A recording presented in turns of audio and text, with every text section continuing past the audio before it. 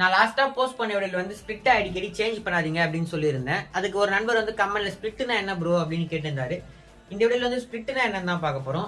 Video ஃபுல்லா பாருங்க. ஸ்பிளிட்ன்றது ஒண்ணுமே இல்ல. உங்களுக்கு தேவையான கிளாஸ் உங்களுக்கு தேவையான மாதிரி ஷெட்யூல் பண்ணி வச்சுக்கிறதா ஸ்பிளிட். லைக் ஸ்பிளிட்லயே நிறைய டைப் இருக்கு. Bro split, push pull leg, full body, upper body, lower body அந்த மாதிரி நிறைய இருக்கு.